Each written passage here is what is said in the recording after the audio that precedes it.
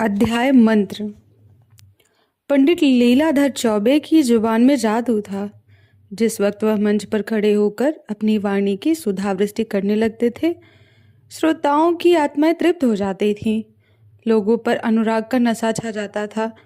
चौबे जी के व्याख्यानों में तत्व तो बहुत कम होता था, शब्द योजना भी बहुत सुंदर ना होती थी, लेकिन बार बार दोहराने पर भी उसका असर कम न होता, बल्कि घन की चोटों की भांति और भी प्रभावोत्पादक होता। हमें तो विश्वास ही नहीं आता, किंतु सुनने वाले कहते हैं उन्होंने केवल एक व्याख्यान रट रखा है और उसी को वह शब्दशः प्रत्येक सभा में एक नए अंदाज में दोहराया करते हैं। जातीय गौरवगान उनके व्याख्यानों का प्रधान गुण था। मंच पर आते ही भारत के प्राचीन गौरव और पूर्वजों की अमर कीर्ति का राग छेड़कर सभा को मुग्ध कर देते थे। जैसे, सज्जनों, हमारी अधोगति की कथा सुनकर किसकी आंखों में अश्रु धारा न निकल पड़ेगी। हमें प्राचीन गौरव को याद करके संदेह होने वाले लगते हैं कि हम वही हैं या बदल गए हैं। जिसने कल सिंह से पंजा लिया, वह आज चूहे को देखकर बिल खोज रहा है। इस पतन की भी सीमा है, दूर क्यों जाइए। महाराज चंद्रगुप्त के समय को ही ले लीजिए। यूनान का सुविज्ञ इतिहासकार लिखता है कि उस जमाने में यहाँ द्वार पर ताले न डाले जाते थे, चोरी कहीं सुनने में न आती थी, व्यभिचार का नाम निशान न था, दस्तावेजों का आविष्कार ही नहीं हुआ था, पुर्जों पर लाखों का लेन देन हो जाता था, न्याय पद पर बैठे कर्मचारी मक्खियां मारा करते थे। सज्जनों, उन दिनों कोई आदमी जवान न मरता था। हाँ, उन दिनों कोई आदमी जवान मरता भी नहीं था। बाप के सामने बेटे का अवसान हो जाना एक अभूतपूर्व, एक असंभव घटना थी। आज ऐसे कितने माता पिता हैं जिनके कलेजे पर जवान बेटे का दाग ना हो। वो भारत नहीं रहा, भारत गारत होता गया। यह चौबे जी की शैली थी। वर्तमान की अधोगति और दुर्दशा तथा भूत की समृद्धि और सुदशा का राग अलाप कर लोगों में जाति स्वाभिमान जागृत कर देते थे। इसी सिद्धि के बदौलत उनकी नेताओं में गणना होती थी। विशेषतः हिंदू सभा के तो वह कर्णाधार ही समझे जाते थे। हिंदू सभा के उपासकों में कोई ऐसा उत्साही, ऐसा दक्ष, ऐसा नीति चतुर दूसरा ना था। यूं कहिए कि सभा के लिए उन्होंने अपना जीवन ही उत्सर्ग कर दिया था। धन तो उनके पास था नहीं, कम से कम लोगों का विचार यही था, लेकिन साहस, धैर्य और बुद्धि जैसा मूल रत्न उनके पास थे, और ये सभी सभा को अर्पण थे। शुद्धि के तो मानो प्राण ही थे। हिंदू जाति का उत्थान और पतन, जीवन और मरण उनके विचार में इसी प्रश्न पर अविलंबित था। शुद्धि के सिवा अब हिंदू जाति के पुनर्जीवन का और कोई उपाय न था। जाति की समस्त नैतिक, शारीरिक, मानसिक, सामाजिक, आर्थिक और धार्मिक बीमारियों की दवा इसी आंदोलन की सफलता में मर्यादित थी, और वह तन मन से इसका उद्योग किया करते थे। चंदे वसूल करने में चौबे जी सिद्धस्त थे। ईश्वर से उन्हें वह गुण बता दिया था कि पत्थर से भी तेल निकाल सकते थे। कंजूसों को तो वह ऐसा उल्टे छुरे से मुड़ते थे कि उन महाशयों को सदा के लिए शिक्षा मिल जाती थी। इस विषय में पंडित जी साम, दाम, दंड, भेद इन चारों नीतियों से काम लेते थे। यहाँ तक कि राष्ट्रहित के लिए डाका और चोरी को भी क्षम्य समझते थे। गर्मी के दिन थे। लीलाधर जी किसी शीतल पार्वत्य प्रदेश को जाने की तैयारी कर रहे थे कि सैर की सैर हो जाएगी और बन पड़ा तो कुछ चंदा भी वसूल कर लाएंगे। उनको जब भ्रमण की इच्छा होती तो मित्रों के साथ एक डेपुटेशन के रूप में निकल खड़े होते। अगर 1000 रुपये वसूल करके वह इसका आधा सैर सपाटे में खर्चा भी कर दे तो किसी की क्या हानि। हिंदू सभा को तो कुछ न कुछ मिल ही जाता था। वह ना उद्योग करते तो इतना भी तो नहीं मिलता। पंडित जी ने अब की सब परिवार जाने का निश्चय किया था। जब से शुद्धि का आविर्भाव हुआ था, उनकी आर्थिक दशा जो पहले से बहुत सोचनी रहती थी, बहुत कुछ संभल गई। लेकिन जाति के उपासकों का ऐसा सौभाग्य कहाँ कि शांति निवास का आनंद उठा सके। उनका तो जन्म ही मारे मारे फिरने के लिए होता है। खबर आई कि मद्रास प्रांत में तबलीग वालों ने तूफान मचा रखा है। हिंदुओं के गांव मुसलमान होते जा रहे हैं। मुल्लाओं ने बड़े जोश से तबलीग का काम शुरू किया। अगर हिंदू सभा ने इस प्रवाह को रोकने की आयोजना ना की तो सारा प्रांत हिंदुओं से शून्य हो जाएगा, किसी सिखाधारी की सूरत तक न जाएगी। हिंदू सभा में खलबली मच गई। तुरंत एक विशेष अधिवेशन हुआ और नेताओं के सामने यह समस्या उपस्थित की गई। बहुत सोच समझ के विचार के बाद निश्चय किया गया कि चौबे जी इस पर कार्य का भार रखा जाए। उनसे प्रार्थना की जाए कि वह तुरंत मद्रास चले जाएं और धर्म विमुख बंधुओं का उद्धार करें। कहने की ही देर थी। चौबे जी तो हिंदू जाति की सेवा के लिए अपने को अर्पण ही कर चुके थे। पर्वत यात्रा का विचार रोक दिया और मद्रास जाने को तैयार हो गए।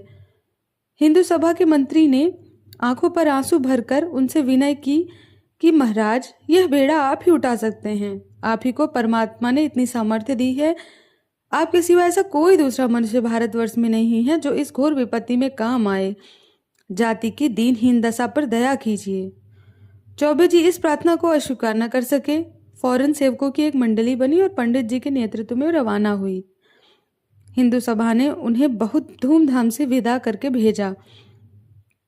एक उदार रईस ने चौबे जी को एक थाली भेंट की और रेलवे स्टेशन पर हजारों आदमी उन्हें विदा करने आए। यात्रा का वृत्तांत लिखने की जरूरत नहीं। हर एक बड़े स्टेशन पर सेवकों का सम्मानपूर्वक स्वागत हुआ। कई जगह थैलियां मिली।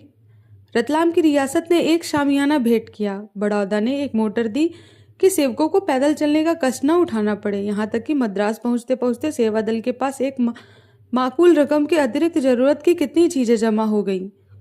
वहां आबादी से दूर खुले मैदान में हिंदू सभा का पड़ाव पड़ा।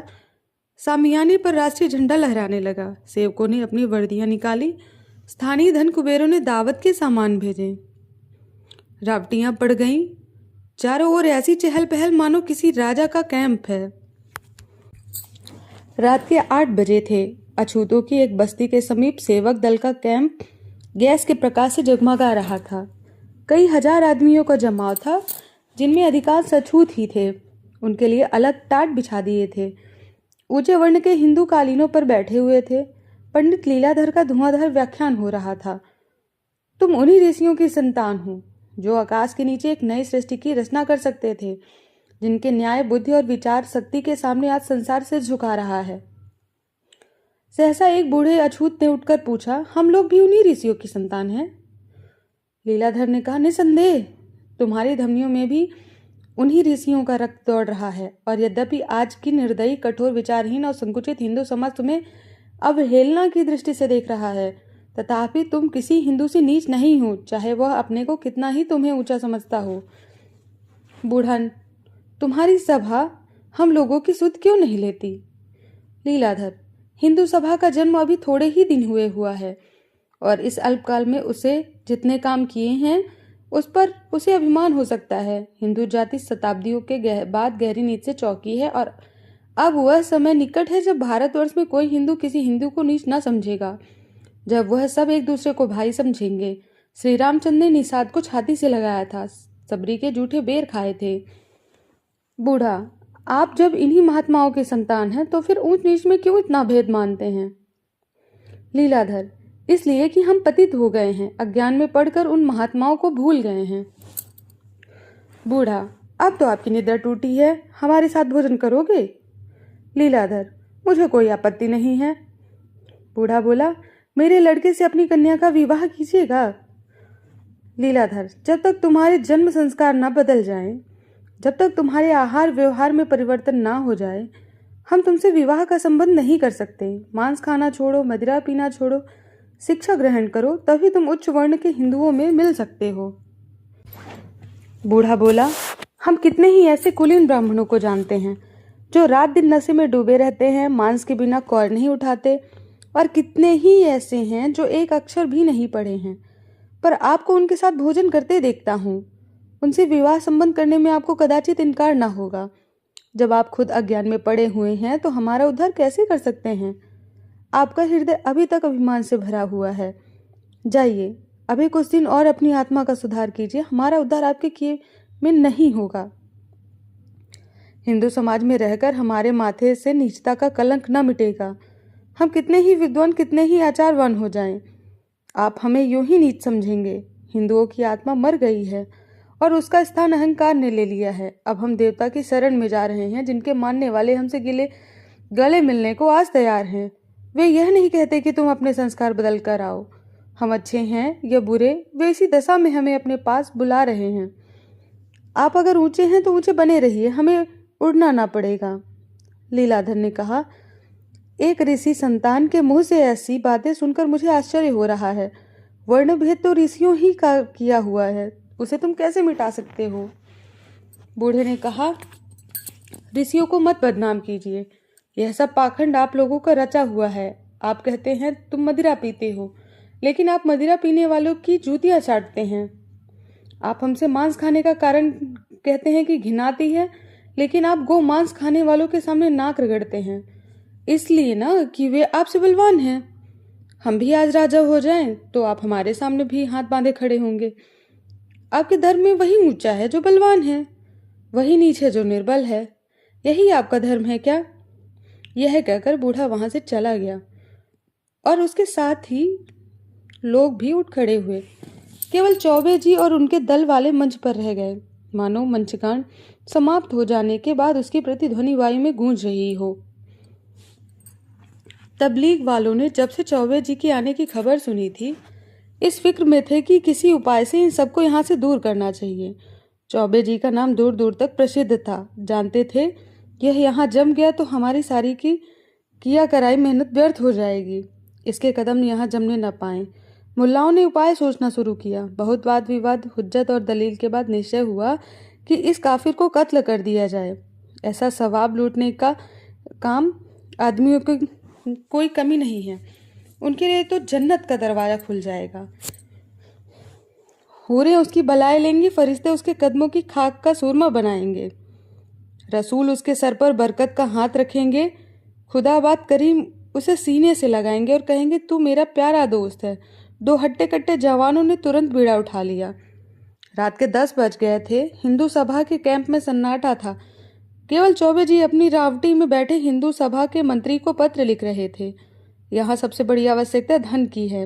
रुपया रुपया रुपया, जितना भेज सकें भेजिए, डेपुटेशन भेजकर वसूल कीजिए, मोटे महाजनों की जेब टटोलिए, भिक्षा मांगिए। बिना धन के इन अभागों का उद्धार न होगा। जब तक कोई पाठशाला ना पहुंचे, कोई चिकित्सालय ना स्थापित हो, कोई वाचनालय ना हो, इन्हें कैसे विश्वास आएगा कि हिंदू सभा उनकी हित चिंतक है? तबलीग वाले जितना खर्च कर रहे हैं उनका आधा भी मुझे मिल जाए तो हिंदू धर्म का पताका फहरने लगे। केवल व्याख्यानों से काम नहीं चलेगा, असीसों से कोई जिंदा नहीं रहता। सहसा किसी की आहट पाकर वह चौंक पड़े। आंखें ऊपर उठाई तो देखा 2 आदमी सामने खड़े हैं। पंडित जी ने शंकित होकर पूछा, तुम कौन हो? क्या काम है? उत्तर मिला, हम इज़राइल के फरिश्ते हैं, तुम्हारी रूह कब्ज करने आए हैं। इज़राइल ने तुम्हें याद किया है। पंडित जी यूं बहुत ही बलिष्ठ पुरुष थे, उन दोनों को एक धक्के में गिरा सकते थे। प्रातः काल 3 पांव मोहन भोग और 2 सेर दूध का नाश्ता करते थे। दोपहर के समय पाव भर घी दाल में खाते। तीसरे पहर दूधिया भंग छानते, जिसमें सेर भर मलाई और आधा सेर बादाम मिली रहती। रात को डटकर व्यालू करते, क्योंकि प्रातःकाल तक फिर कुछ न कुछ खाते थे। इस पर तुर्रा यह कि पैदल पग भर भी न चलते थे। पालकी मिले तो पूछना ही क्या, जैसे घर का पलंग उड़ा जा रहा हो। कुछ ना हो तो इक्का तो था ही। यद्यपि काशी में ही 2 ही 4 इक्के वाले थे, जो इन्हें देखकर कह न दे कि इक्का खाली नहीं है। ऐसा मनुष्य नर्म अखाड़े में पट पड़कर ऊपर वाले पहलवान को थका सकता था। चुस्ती और फुर्ती के अवसर पर तो वह रेत पर निकला हुआ कछुआ था। पंडित जी ने एक बार कनखियों से दरवाजे की तरफ देखा। भागने का कोई मौका न था। तब उनमें साहस का संचार हुआ। भय की पराकाष्ठा ही साहस है। अपने सोटों की तरफ हाथ बढ़ाया और गरज कर बोले, निकल जाओ यहाँ से। बात मुंह से पूरी निकली न थी कि लाठियों का वार पड़ा। पंडित जी मूर्छित होकर गिर पड़े। शत्रुओं के समीप में आकर देखा, जीवन का कोई लक्षण न था। समझ गए काम तमाम हो गया। लूटने का विचार न था, पर जब कोई पूछने वाला ना हो तो हाथ बढ़ाने में क्या हर्ज। जो कुछ हाथ लगा ले देकर चलते बने। प्रातःकाल बूढ़ा भी उधर से निकला तो सन्नाटा छाया हुआ था। ना आदमी ना आदम जात। छौलदारियां भी गायब। चकराया कि यहाँ माजरा क्या है। रात ही भर में अलादीन के महल की तरह सब कुछ गायब हो गया। उन महात्माओं में से एक भी नजर नहीं आता जो प्रातःकाल मोहन भोग उड़ाने और संध्या समय भंग घोटते दिखाई देते थे। जरा और समीप जाकर पंडित लीलाधर की रावटी में झांका तो कलेजा सन्न से हो गया। पंडित जी जमीन में मुर्दे की तरह पड़े हुए थे। मुंह पर मक्खियां भिनक रही थीं। सिर के बालों में रक्त ऐसा जम गया था जैसे किसी चित्रकार के ब्रश में रंग। सारे कपड़े लहूलुहान हो रहे थे। समझ गया। पंडित जी के साथियों ने उन्हें मारकर अपनी राह ली। सहसा पंडित जी के मुंह से कराहने की आवाज निकली। अभी जान बाकी थी। बूढ़ा तुरंत दौड़ा हुआ गांव में गया और कई आदमी को लाकर पंडित जी को अपने घर उठवा ले गया। मरहम पट्टी होने लगी। बूढ़ा दिन के दिन और रात की रात पंडित जी के पास बैठा रहता। उसके घर वाले उनके सुध में लगे रहते। गांव वाले भी यथाशक्ति सहायता करते। इस बेचारे के यहाँ कौन अपना बैठा हुआ है। अपने हैं तो हम, बेगाने हैं तो हम। हमारे ही उद्धार के लिए तो बेचारा यहाँ आया था, नहीं तो यहाँ उसे क्यों आना था। कई बार पंडित जी अपने घर पर बीमार पड़ चुके थे, पर उनके घर वालों ने इतनी तन्मयता से उनकी तीमारदारी ना की थी। सारा घर, और घर ही नहीं सारा गांव उनका गुलाम बना हुआ था। अतिथि सेवा उनके धर्म का एक अंग था। सभ्य स्वार्थ ने अभी उस स्वभाव को गला नहीं घोटा। सांप का मंत्र जानने वाला देहाती अभी माघ पूस की अंधेरी में छन्न रात्रि में मंत्र झाड़ने के लिए 10-5 कोस पैदल दौड़ता हुआ चला जाता है।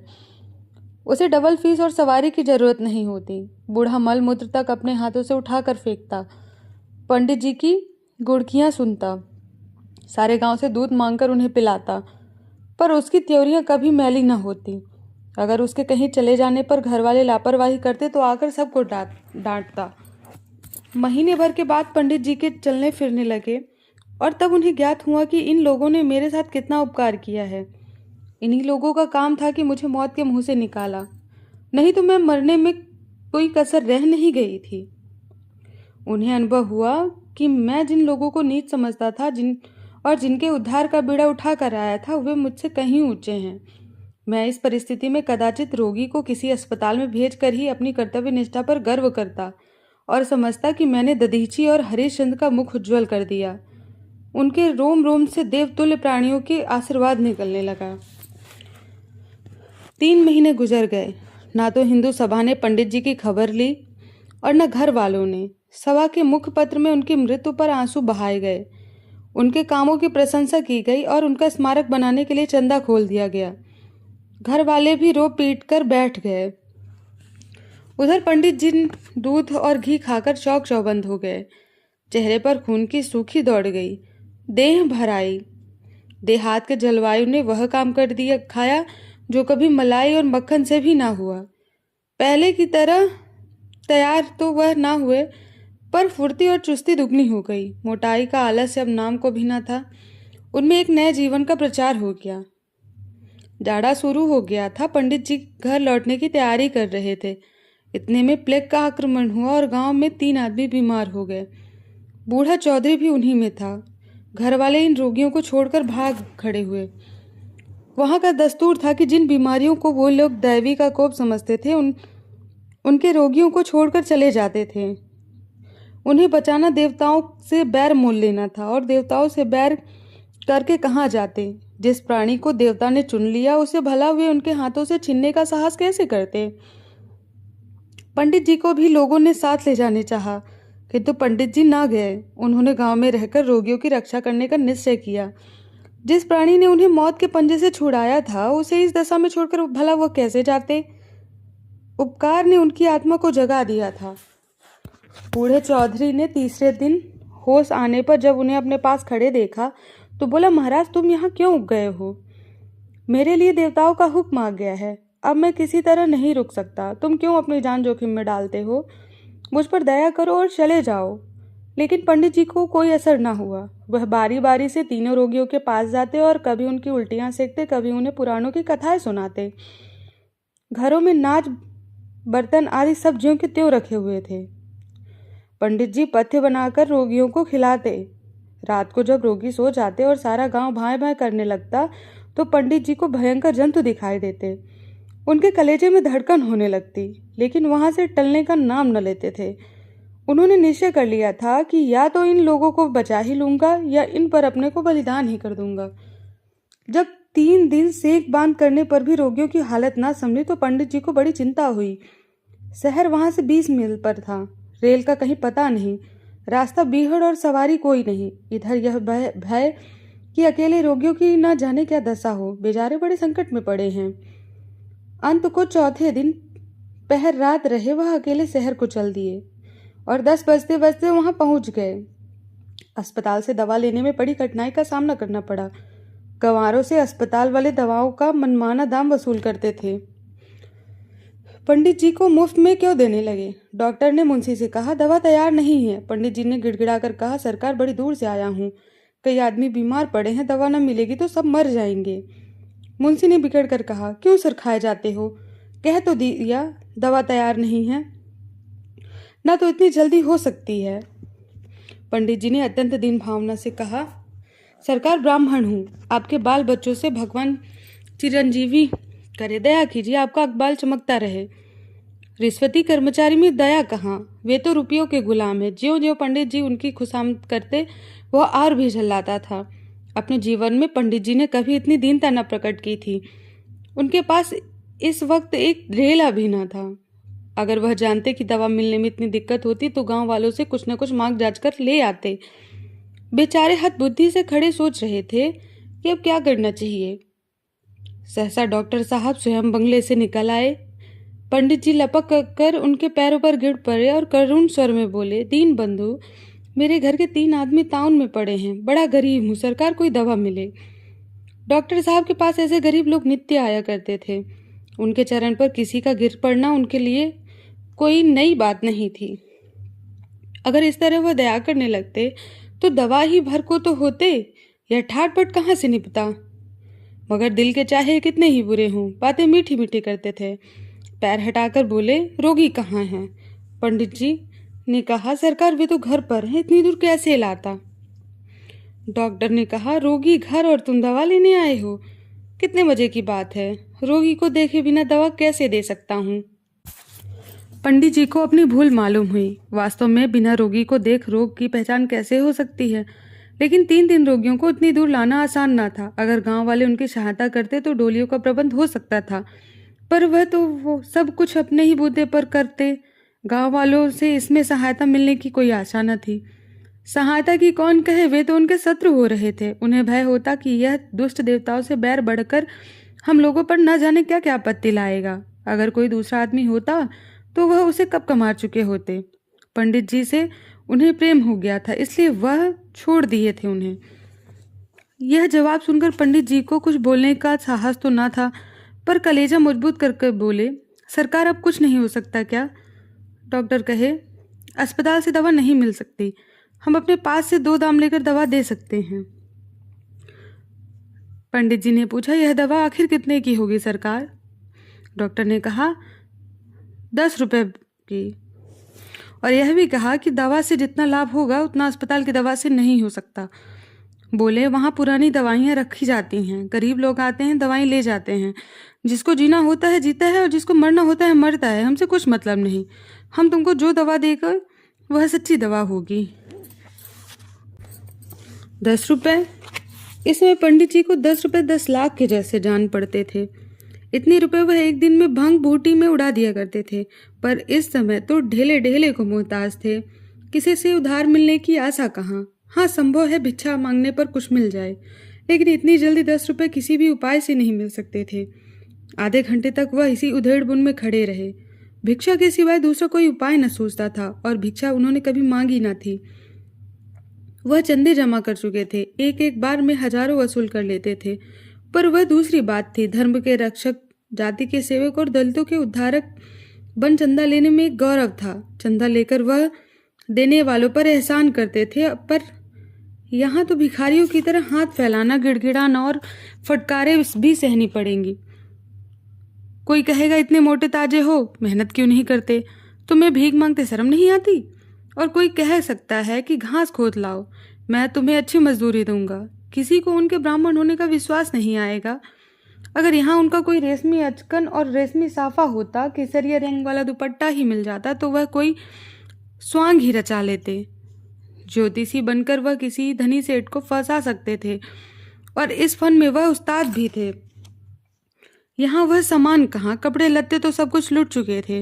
विपत्ति में कदाचित बुद्धि भी भ्रष्ट हो जाती है। अगर वह मैदान में खड़े होकर कोई मनोहर व्याख्यान दे देते तो शायद उनके 10-5 भक्त पैदा हो जाते, लेकिन इस तरफ उनका ध्यान गया ही नहीं। वह सजे हुए पंडाल में फूलों से सुसज्जित मेज के सामने मंच पर खड़े होकर अपनी वाणी का चमत्कार दिला सकते थे। इस दुरावस्था में उनका कौन व्याख्यान सुनेगा? लोग समझेंगे कि कोई पागल बकबक कर रहा है। मगर दोपहर ढलती जा रही थी, अधिक सोच विचार का समय ना था। यहीं संध्या हो गई तो रात को लौटना असंभव हो जाएगा, फिर रोगियों की न जाने क्या दशा हो जाए। वह अब इस अनिश्चित दशा में खड़े होकर चाहे जितना तिरस्कार हो, कितना ही अपमान न सहना पड़े, भिक्षा के सिवा कोई उन्हें और दूसरा उपाय सूझ नहीं पा रहा था। वह बाजार में जाकर एक दुकान के सामने खड़े हो गए, पर कुछ मांगने की हिम्मत ना पड़ी। दुकानदार ने पूछा, क्या लोगे? पंडित जी बोले, चावल का क्या भाव है? मगर दूसरी दुकान पर पहुंचकर वह ज्यादा सावधान हो गए। सेठ जी गद्दी पर बैठे हुए थे। पंडित जी जाकर उनके सामने खड़े हो गए और गीता का एक श्लोक पढ़ा सुनाया। उनका शुद्ध उच्चारण और मधुर वाणी सुनकर सेठ जी चकित हो गए और पूछा, कहाँ स्थान है? पंडित जी, काशी से आ रहा हूँ। यह कहकर पंडित जी ने सेठ जी को धर्म के 10 लक्षण बतलाए और श्लोक की ऐसी अच्छी व्याख्या की कि वह मुग्ध हो गए और बोले, महाराज आज चलकर मेरे स्थान को पवित्र कीजिए। कोई स्वार्थी आदमी होता तो इस प्रस्ताव को सहर्ष स्वीकार कर लेता, लेकिन पंडित जी को लौटने की पड़ी थी। बोले, नहीं सेठ जी, मुझे अवकाश नहीं है। सेठ ने कहा, महाराज आपको हमारी इतनी खातिर करनी पड़ेगी। पंडित जी जब किसी तरह ठहरने पर राजी न हुए तो सेठ जी ने कहा, फिर हम आपकी क्या सेवा करें? कुछ आज्ञा दीजिए। आपकी वाणी से तृप्ति नहीं हुई, फिर कभी इधर आना हो तो अवश्य दर्शन दीजिएगा। पंडित जी ने कहा, आपकी इतनी श्रद्धा है तो अवश्य आऊँगा। यह कहकर पंडित जी फिर उठ खड़े हुए। संकोच ने फिर उनकी जुबान बंद कर दी। यह आदर सत्कार इसलिए तो है कि मैं अपना स्वार्थ भाव छिपाए हुए हूँ। कोई इच्छा प्रकट की और उनकी आंखें बदली। सूखा जवाब चाहे ना मिले पर श्रद्धा न रहेगी। वह नीचे उतर गए और सड़क पर क्षण भर के लिए खड़े होकर सोचने लगे कि अब कहाँ जाऊं। उधर जाड़े का दिन किसी विलासी के धन की भांति भागा चला जाता था। वह अपने ही ऊपर झुंझला रहे थे। जब किसी से मांगूंगा नहीं तो कोई देने में क्या? कोई क्या मेरे मन का हाल थोड़ी जानता है। वे दिन गए जब धनी लोग ब्राह्मणों की पूजा किया करते थे। यह आशा छोड़ दो कि कोई महाशय आकर तुम्हारे हाथ में रुपए रख देंगे। वह धीरे धीरे आगे बढ़े। सहसा सेठ जी ने पीछे से पुकारा, पंडित जी जरा ठहरिए। पंडित जी ठहर गए। फिर घर चलने के लिए आग्रह करने आता ही होगा। यह तो ना हुआ कि 1 रुपए का नोट लाकर दे देता, मुझे घर ले जाकर आखिर क्या करेगा। मगर सेठ जी ने सचमुच एक गिन्नी निकालकर उनके पैरों पर रख दी। उनकी आंखों में एहसान के आंसू छलक आए। अब भी सच्चे धर्मात्मा जीव संसार में है, नहीं तो यह पृथ्वी रसातल को न चली जाती।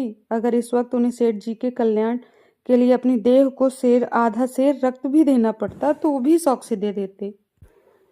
गदगद कंठ से बोले, इसका तो कुछ काम न था। सेठ जी, मैं भिक्षुक नहीं हूँ, आपका सेवक हूँ। सेठ जी श्रद्धा विनयपूर्ण शब्दों में बोले, भगवानी से स्वीकार कीजिए, यह दान नहीं भेंट है। मैं भी आदमी पहचानता हूँ। बहुतेरे साधु संत योगी यदि देश और धर्म के सेवक आते रहते हैं, पर न जाने क्यों किसी के प्रति मेरे मन में श्रद्धा नहीं उत्पन्न होती। उससे किसी तरह पिंड छुड़ाने की पड़ जाती है। आपका संकोच देखकर मैं समझ गया कि आपका यह पेशा नहीं है। आप विद्वान हैं, धर्मात्मा हैं, पर किसी संकट में पड़े हुए हैं। इस तुच्छ भेंट को स्वीकार कीजिए और मुझे आशीर्वाद दीजिए। पंडित जी दवाइयाँ लेकर घर चले गए तो हर्ष और उल्लास विजय से उनका हृदय उछला पड़ता था। हनुमान जी भी संजीवनी बूटी लेकर इतने प्रसन्न न हुए होंगे। ऐसा सच्चा आनंद उन्हें कभी प्राप्त न हुआ था। उनके हृदय में इतने पवित्र भावों का संचार कभी न हुआ था। दिन बहुत थोड़े रह गए थे। सूर्यदेव अविरल गति से पश्चिम की ओर दौड़ते चले जाते थे। क्या उन्हें भी किसी रोगी की दवा देनी थी? वह बड़े वेग से दौड़ते हुए पर्वत की ओट में छिप गए। पंडित जी और भी फुर्ती से पांव बढ़ाने लगे, मानो उन्हें सूर्यदेव को पकड़ लेने की ठानी हो। देखते ही देखते अंधेरा छा गया। आकाश में 2 तारे दिखाई देने लगे। अभी 10 मील की मंजिल बाकी थी। जिस तरह काली घटा को सिर पर मंडराते देख गृहिणी दौड़ दौड़ कर सुखवान समेटने लगती हैं, उसी भांति लीलाधर ने भी दौड़ना शुरू किया। उन्हें अकेले पड़ जाने का भय न था, भय था अंधेरे में राह भूल जाने का। दाएं बाएं बस्तियां छूटती जाती। पंडित जी को ये गांव इस समय बहुत ही सुहावने मालूम होते थे। कितने आनंद से लोग अलाव के सामने बैठे आग ताप रहे हैं। सहसा उन्हें एक कुत्ता दिखाई दिया। ना जाने किधर से आकर वह उनके सामने पगडंडी पर चलने लगा। पंडित जी चौंक पड़े, पर एक क्षण में उन्होंने कुत्ते की पहचान कर ली। वह बूढ़े चौधरी का कुत्ता मोती था। वह गांव छोड़कर आज इधर इतनी दूर कैसे आ निकला?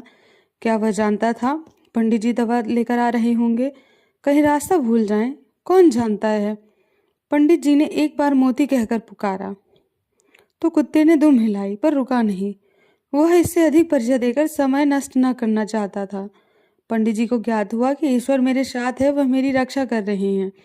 अब उन्हें कुशल से घर पहुंचने का विश्वास हो गया। 10 बजते बजते पंडित जी घर पहुंच गए। रोग घातक ना था, पर यश पंडित जी को बदा था।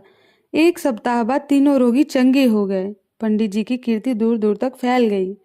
उन्होंने यम देवता से घोर संग्राम करके इन आदमियों को बचा लिया था।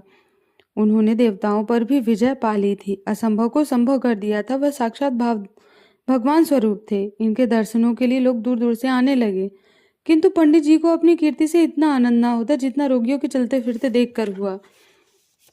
चौधरी ने कहा, महाराज तुम साक्षात भगवान हो, तुम ना आते तो हम ना बचते। पंडित जी बोले, मैंने कुछ नहीं किया, यह सब ईश्वर की दया है। चौधरी, अब हम तुम्हें कभी नहीं जाने देंगे, जाकर अपने बाल बच्चों को भी ले आओ। पंडित जी ने कहा, हाँ मैं भी यही सोच रहा हूँ, तुमको छोड़कर अब जाने का जी नहीं चाहता। मुल्लाओं ने मैदान खाली पाकर आसपास के देहातों में खूब जोर बांध रखा था। गांव के गांव मुसलमान होते जाते थे। इधर हिंदू सभा ने सन्नाटा खींच लिया था। किसी की हिम्मत ना पड़ती थी कि इधर आए। लोग दूर बैठे मुसलमानों पर गोला बारूद चला रहे थे। इस पर हत्या का बदला कैसे लिया जाए, यही उनके सामने सबसे बड़ी समस्या थी। अधिकारियों के पास बार बार प्रार्थना पत्र भेजे जा रहे थे कि इस मामले की छानबीन की जाए, और बार बार यही जवाब मिलता था कि हत्याकारियों का पता नहीं चलता। उधर पंडित जी के स्मारक के लिए चंदा भी जमा किया जा रहा था, मगर इस नई ज्योति ने मुल्लाओं का रंग फीका कर दिया। वहां एक ऐसे देवता का अवतार हुआ था जो मुर्दों को जिला देता था, जो अपने भक्तों के कल्याण के लिए अपने प्राणों का बलिदान कर सकता था। मुल्लाओं के यहाँ यह सिद्धि कहाँ, वह विभूति कहाँ, यह चमत्कार कहाँ? इस ज्वलंत उपकार के सामने जन्नत और अखूब पद की कोरी दलीलें कब ठहर सकती थी? पंडित जी अब वह अपने ब्राह्मणत्व पर घमंड करने वाले पंडित जी न थे। इन्होंने शूद्रों और भीलों का आदर करना सीख लिया था। उन्हें छाती से लगाते हुए अब पंडित जी को घृणा न होती थी। अपना घर अंधेरा पाकर ही इस्लामी दीपक की ओर झुक के थे। जब अपने घर में सूर्य का प्रकाश हो गया तो उन्हें दूसरों के यहाँ जाने की क्या जरूरत थी। सनातन धर्म की विजय हो गई। गांव गांव में मंदिर बनने लगे और शाम सवेरे मंदिरों में शंख और घंटे की ध्वनि सुनाई देने लगी। लोगों के आचरण आप ही सुधरने लगे। पंडित जी ने किसी को शुद्ध नहीं किया। उन्हें अब शुद्धि का नाम लेते ही शर्म आती थी। मैं भला इन्हें क्या शुद्ध करूंगा, पहले अपने आप को तो शुद्ध कर लूं। ऐसी निर्मल और पवित्र आत्माओं को शुद्धि के ढोंग से अपमानित नहीं कर सकता। यह मंत्र था जो उन्होंने इन चंडालों से सीखा था, और इस बल से वह अपने धर्म की रक्षा करने में सफल हुए। पंडित जी अभी भी जीवित हैं, पर अब सब परिवार उस प्रांत में उन्हीं भीलों के साथ रहते हैं।